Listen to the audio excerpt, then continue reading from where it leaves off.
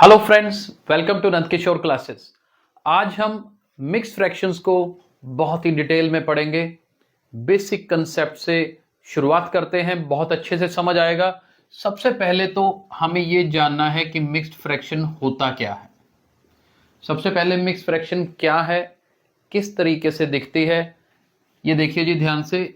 3:1/7 mixed fraction क्या होती है, जिसमें आपको एक तो नंबर नजर आएगा जो कि क्या है, होल नंबर है। It's known as whole number.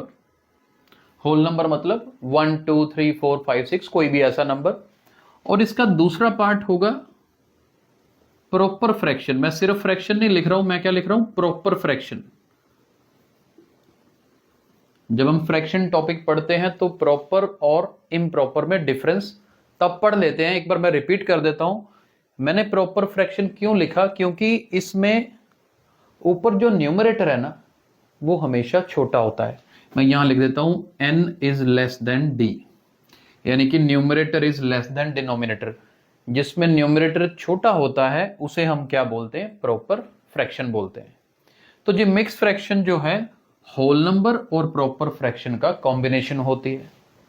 तो अब सवाल ये उठता है कि इसकी जरूरत कब पड़ी, ऐसा कब लिखा जाने लगा।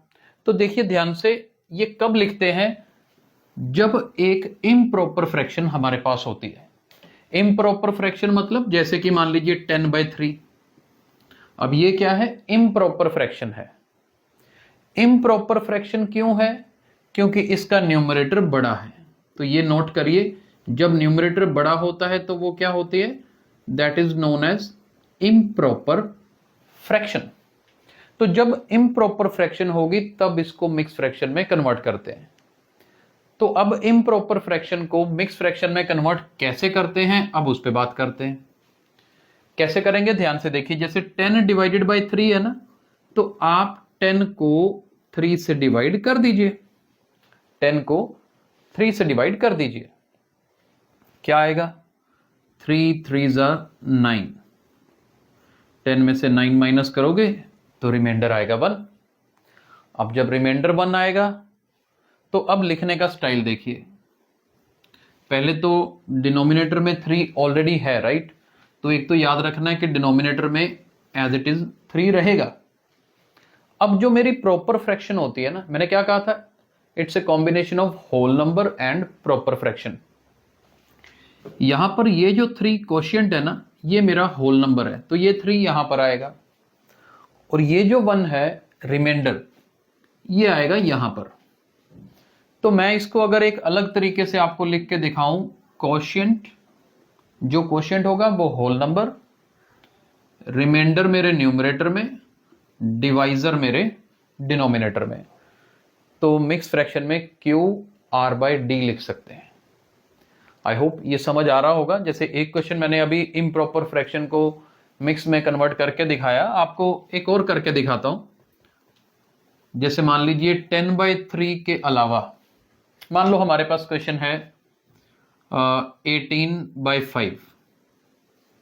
तो इसको मिक्स में कैसे लिखेंगे, आप 18 को 5 से डिवाइड कीजिए। 5 टाइम 3 इज 15। तो रिमाइंडर कितना होगा, रिमाइंडर 3 होगा, राइट। अब इसी को अपने क्या पढ़ा था, QR/D। Q क्या है, कोशिएंट। कोशिएंट कितना है, 3 है। चलो मैं कोशिएंट 3, ये मेरा होल नंबर हो गया। अब मुझे जब प्रॉपर फ्रैक्शन लिखनी है तो R/D, R मतलब रिमाइंडर ऊपर, डिनोमिनेटर में क्या आएगा, डिवाइजर।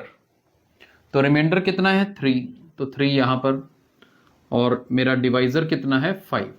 तो एक्चुअल में याद कैसे रखते हैं कि ये 5 का तो 5 नीचे रहेगा ही। तो याद तो 2 ही चीजें रखनी है, कोशिएंट मेरा होल नंबर होता है और ऊपर क्या आएगा, रिमाइंडर। ऐसा करने से देखो होल नंबर भी बन जाता है, प्रॉपर फ्रैक्शन भी बन जाती है। आई होप समझ आ रहा होगा कि किस तरीके से इम्प्रॉपर फ्रैक्शन को हमने मिक्स फ्रैक्शन में लिखा। मैं यहां पर आपको एक और चीज बताता हूं। जैसे ये 3:3/5 है क्या, ये मैंने आपको कहा ना कि होल नंबर और प्रॉपर फ्रैक्शन का कॉम्बिनेशन है। मतलब ये जो होल नंबर 3 है, मैं एक बार यहां लिख रहा हूं, 3 है और ये 3/5 है। अगर मैं इन दोनों को ऐड कर दूं तो क्या बनता है, समझना ध्यान से, ये बेसिक्स क्लियर करने के लिए ये वीडियो बना रहे हैं। अगर मैं इस 3 में इस 3/5 को ऐड करूं तो क्या बनता है, एक बार ध्यान से देखना। ये अकेला 3 होने का मतलब है ये क्या है, 3/1 है, राइट। अगर मैंने इन दोनों को ऐड करना है, बेसिक कंसेप्ट क्या कहता है कि डिनोमिनेटर सेम होना चाहिए, लेकिन जब डिनोमिनेटर सेम ना हो तो डिनोमिनेटर सेम बनाना पड़ता है। दैट मीन्स ये 1 और 5 सेम बनाने के लिए मुझे इस 1 को 5 बनाना पड़ेगा, क्योंकि ये तो पहले ही 5 है। या हम एलसीएम लेके जो लोग सीख चुके हैं तो 1 और 5 का एलसीएम क्या होता है, 5 होता है। तो चलिए मैं इसको क्या करने वाला हूं, ये 1 को 5 बनाने के लिए मुझे 5 से मल्टीप्लाई करना पड़ेगा। इक्विवेलेंट फ्रैक्शन लिख रहा हूं तो ऊपर वाले 3 को भी 5 से करूंगा। देखिए जी, तो 3 मल्टीप्लाई 5 कितना होता है, 15। 1 मल्टीप्लाई 5, 5। आगे क्या है, 3/5। अब आप इनको ऐड करोगे तो 5 और 5 दोनों सेम बन चुके हैं, तो 15 और 3 ऐड हो जाएगा, और 15 + 3 ऐड होगा तो देखो क्या बनता है, 18/5 बनता है। मैंने ये कैलकुलेशन क्यों करके दिखाई, ये बताने के लिए कि 18/5 को हमने लिखा था 3:3/5। अगर मैं 3 में ये 3/5 ऐड करता हूं ना तो भी 18/5 बनता है। तो ये मैंने क्यों किया, आप यहां से मैं एक बेसिक चीज बताना चाहता हूं कि जी ये जो 3:3/5 आपने लिखा है ना, 3:3/5, इसका मतलब 3 + 3/5 है। इसका मतलब ये 3 + 3/5 लिखा जा सकता है, क्योंकि दोनों ही 18/5 तो है, बल्कि ये बना ही यहां से। अब आप इनको कंपेयर करोगे ना, बहुत सारे बेसिक चीजें जो आगे शॉर्टकट ट्रिक्स में यूज करते हैं, हम ये कंसेप्ट यूज करते हैं, 3:3/5 को 3 + 3/5 कर दो, लेकिन तब पता नहीं होता। मैंने इसीलिए आज करके दिखाया है, यानी कि इम्प्रॉपर फ्रैक्शन को मिक्स फ्रैक्शन में कन्वर्ट करना आया, और मिक्स फ्रैक्शन को हम आगे एडिशन में स्प्लिट कर सकते हैं, ये मैंने स्पेशली बताया इसमें। अब अगला काम, अगर मेरे पास मिक्स फ्रैक्शन गिवन हो तो क्या मैं ये बना सकता हूं, एक बार तो देखो बना के दिखाया ना मैंने कि इसी को प्लस का निशान लगा के कर दिया। हाँ, लेकिन एक अलग शॉर्ट मेथड भी है, जबकि वो शॉर्ट मेथड इसी का हिस्सा है।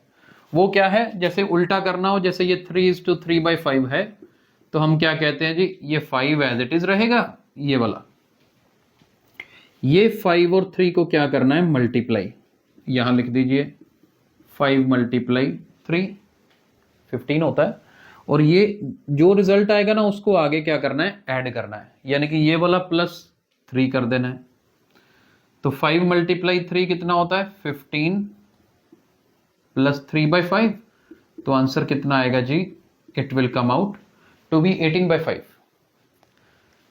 तो इस तरीके से improper fraction, sorry mix fraction से इम्प्रॉपर फ्रैक्शन बनाई जा सकती है।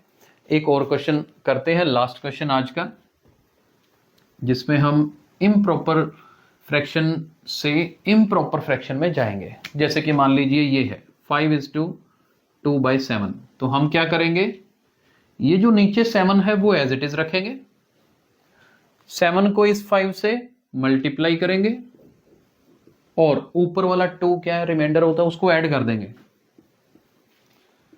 7 5s are 35, 35 + 2/7, तो ये कितना आया, 37/7। यानी कि ये इम्प्रॉपर फ्रैक्शन को हम 37/7 लिख सकते हैं।